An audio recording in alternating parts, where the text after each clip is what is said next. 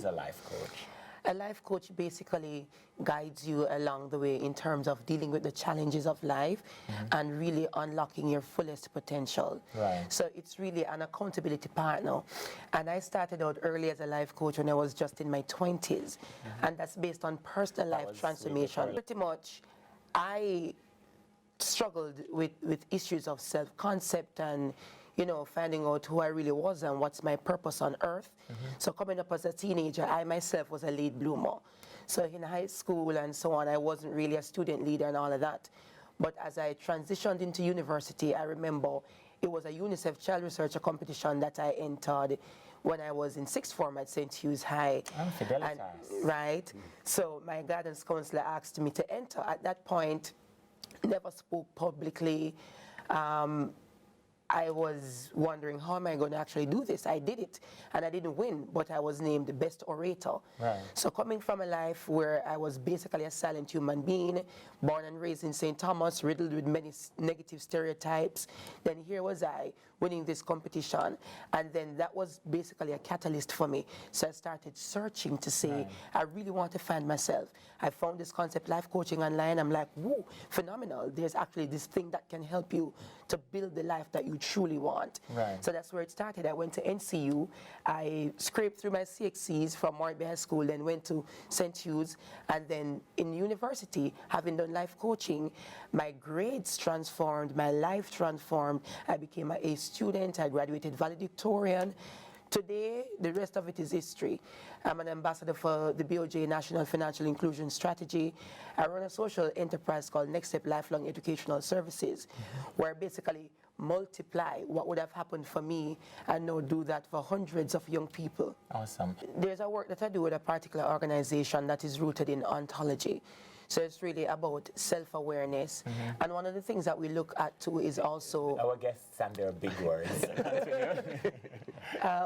People usually think and behave from their paradigms. Right. And your paradigms are usually rooted in your upbringing, in your childhood, and people carry those paradigms all the way into their adulthood.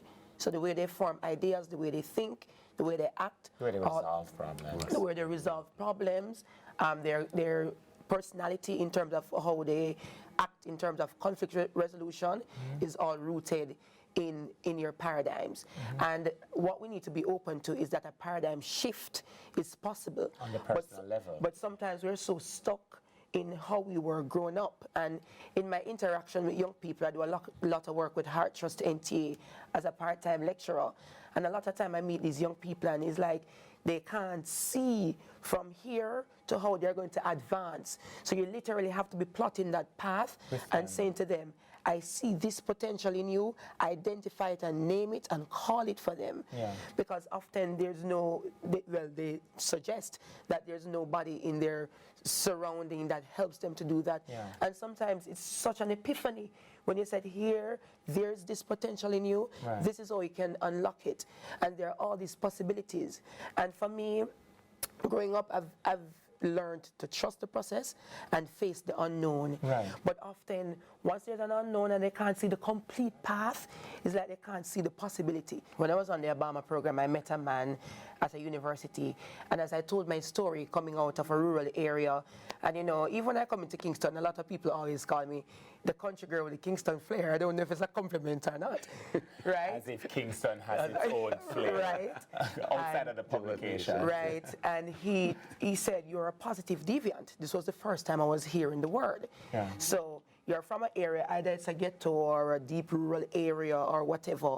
So when you look around and you see the challenges and you decide that I want to deviate from this lifestyle, now in a positive direction, now this is positive deviance, he spoke about the negativity that they often take on because I'm from this community and I have this nickname, so I have to be this way.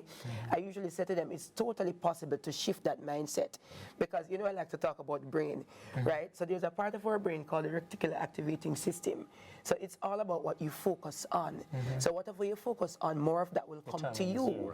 So if I say to you, close your eyes and look at everything green in this room, when you open your eyes, right, everything is going to look green.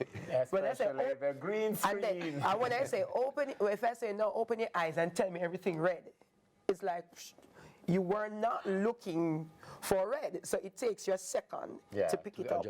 So the point is, if I am focusing on positivity, I'm focusing on opportunities, this is what I'm seeking, then this is what will actually come to me. Right. Men are wired to recover early, because back in the day, when you had to face the predators out in the environment and protect the family and still hunt and gather and bring home, you know, that causes either the quickness to move through challenges and or to recover from it.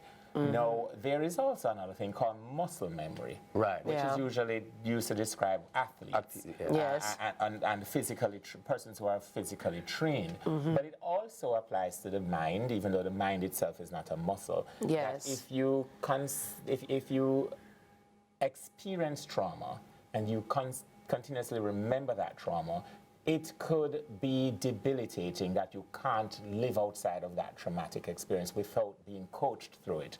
So we speak about post-traumatic stress disorder, which describes, I would suggest, a significant swath of the Jamaican population. How do you, as a life coach, alert people about this and guide them through it by first allowing them to recognize it so that they can move beyond it? So you really have to first recognize and accept that this is there and that is affecting me. A lot of people just like to say, I'm over it and whatever, and they really have not. So you're moving on, but you're still struggling and carrying this thing. You're moving along with it. You're moving with it. Between moving on and moving along. Right? So when you have connected with it to see, this thing is there, and this thing has affected my emotions this way.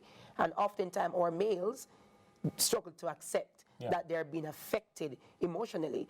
So when a female will go through their, what you call it now, to catharsis, to, you know, get rid of all of this, males are usually not very open to that. But when you have connected with it and you have gotten rid of it, you have accepted it and so on, then you surround yourself with persons who are willing to support you. When you were talking to him earlier about the overwhelming situations around you and how do you maintain that level of self-awareness, it's not automatic. So what I do, I surround myself with mentors and people that keeps me guided and grounded. So it's very important to accept where you are and to be open to seek that assistance, that help, that support system.